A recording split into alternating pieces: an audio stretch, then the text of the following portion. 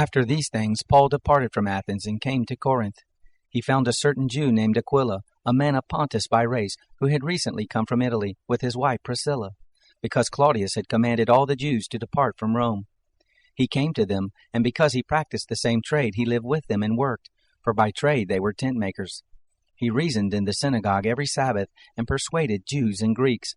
But when Silas and Timothy came down from Macedonia, Paul was compelled by the Spirit, testifying to the Jews that Jesus was the Christ. When they opposed him and blasphemed, he shook out his clothing and said to them, "Your blood be on your own heads. I am clean. From now on I will go to the Gentiles." He departed there and went into the house of a certain man named Justus, one who worshipped God, whose house was next door to the synagogue.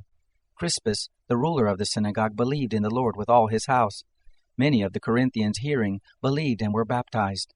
The Lord said to Paul in the night by a vision, "Don't be afraid, but speak and don't be silent, for I am with you, and no one will attack you to harm you, for I have many people in this city." He lived there 1 year and 6 months, teaching the word of God among them.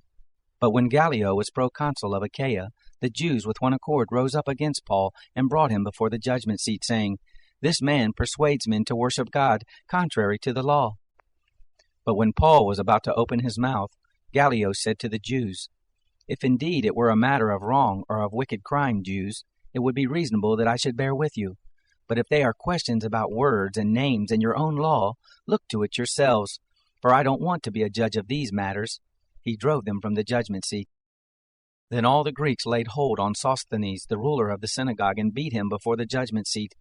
Gallio didn't care about any of these things. Paul, having stayed after this yet many days, took his leave of the brothers, and sailed from there for Syria, with Priscilla and Aquila with him. He shaved his head in Cenchrea, for he had a vow.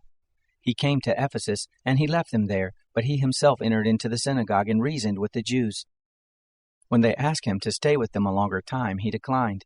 But taking his leave of them and saying, "I must by all means keep this coming feast in Jerusalem, but I will return again to you if God wills," he set sail from Ephesus. When he had landed at Caesarea, he went up and greeted the assembly, and went down to Antioch. Having spent some time there, he departed and went through the region of Galatia and Phrygia, in order establishing all the disciples. Now a certain Jew named Apollos, an Alexandrian by race, an eloquent man, came to Ephesus. He was mighty in the Scriptures. This man had been instructed in the way of the Lord, and being fervent in spirit, he spoke and taught accurately the things concerning Jesus, although he knew only the baptism of John. He began to speak boldly in the synagogue, but when Priscilla and Aquila heard him, they took him aside and explained to him the way of God more accurately. When he had determined to pass over into Achaia, the brothers encouraged him and wrote to the disciples to receive him. When he had come, he helped them much who had believed through grace, for he powerfully refuted the Jews, publicly showing by the Scriptures that Jesus was the Christ.